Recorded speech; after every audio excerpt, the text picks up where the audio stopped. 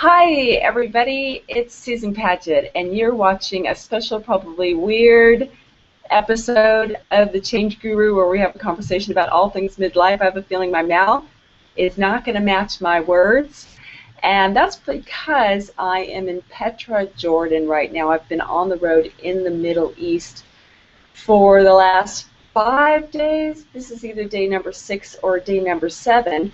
And I really just want to connect with you briefly to do my weekly video, and this way, doing it via Google Hangouts, was the easiest way that I could do it because a lot of the places that we are staying and traveling through have no internet access whatsoever.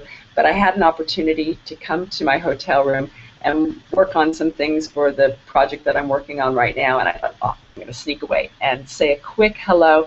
I'm over here helping out friend named Pat Farmer. He's an ultra runner. An ultra runner is someone who does millions of kilometers a day. Like, he does 2 marathons a day.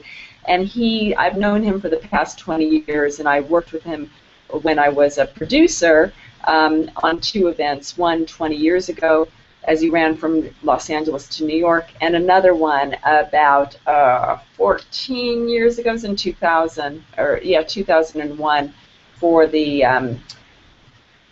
run he did around Australia. So right now what his thing is he's running through the Middle East in an effort just to promote peace through the region. So I have the opportunity to go out on the road with him, talk to women, talk to people, do podcasts, write, talk. I'm also helping his daughter, who is a budding journalist. I get to help her. And a couple things that I want to share with you that I'm learning about life over here in the Middle East as far as from a midlife perspective. Here in Jordan, for example, it's kind of humbling to be over 40 years old, and the reason is that it's actually, although it's ancient land here, we're talking Bible time in this land, but the actual demographics of the population are very, very young. So a high percentage, I'll look at my notes and see, but let's get to the crunch. People that are over 59 years old are less than 4.6, about 4.6% of the population. So that can mean a couple things. That can mean that people don't have a long life expectancy. It can mean that people leave. A lot of Jordanians, they leave Jordan to go work overseas, but that's pretty humbling. So it actually puts me moving up in my 50s, starting to head towards a minority in this country. I went to a refugee camp. It's the largest refugee camp, I think, in the world. It's 100,000 people, Syrian refugees coming over, Zatri, and I got to purposely sit and speak with the women and children there. And a lot of the women there, their husbands, they have no husbands. Their husbands are either in prison, or they are no longer alive, or they have left the family to just go and try to find work. So these women are left, they have lots of children, and they are left in this refugee camp with no end in sight, trying to make the best life. It's very hot, it's very dusty.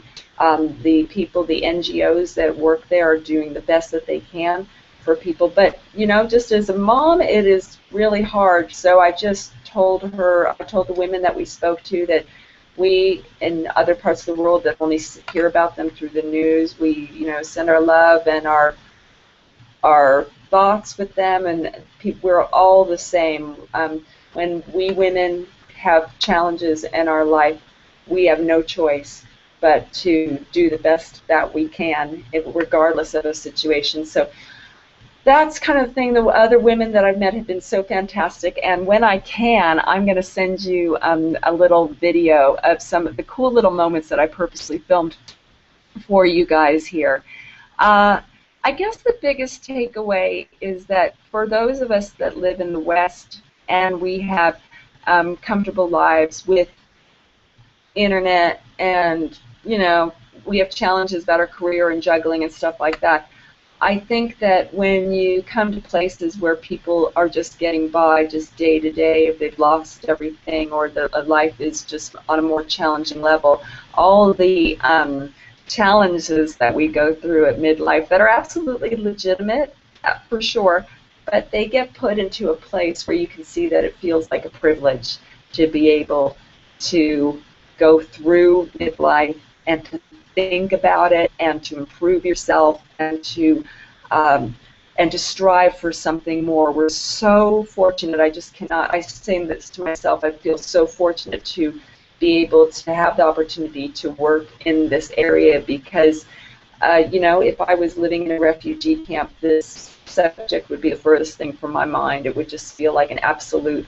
luxury. So wherever you are in your midlife journey, if you're having a tough day, I just maybe what's kind of a way to make it easier to swallow is just to look at it as a very fortunate opportunity for growth. That's what I look at any situations going on with me right now. I'm so lucky to be able to focus in on them and have the opportunity to make a life better for myself. I'm saying opportunity a lot, but I'm really thinking about the word opportunity and why some of us are in one spot and others are in another. But I love the idea that I can share this with you because it makes us think about our sisters in the Middle East. It makes our Middle East sisters, and I met some really great women. Hi, Misha. I met some great women here that are thinking about us in the West. We're all the same. We're all connected. We all have our hopes and dreams and great strengths. I'm meeting a lot of women who are incredibly, incredibly strong. So I'm learning so much.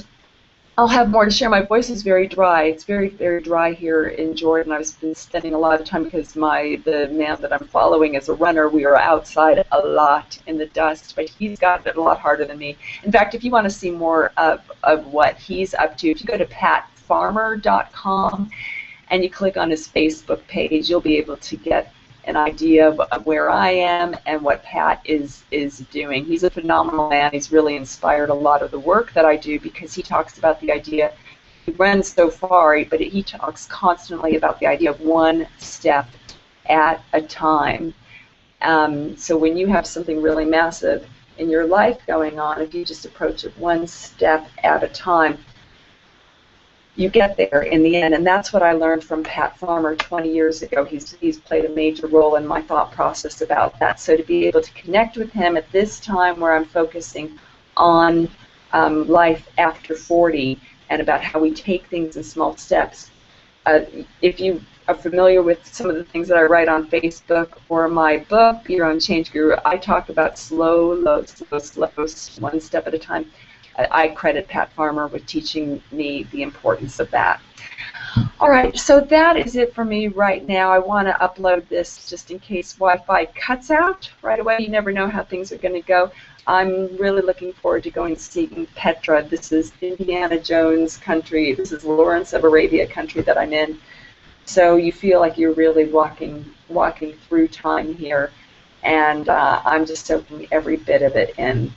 All right, that's all for me. Thank you so much for watching. I'm really happy I got to talk with you.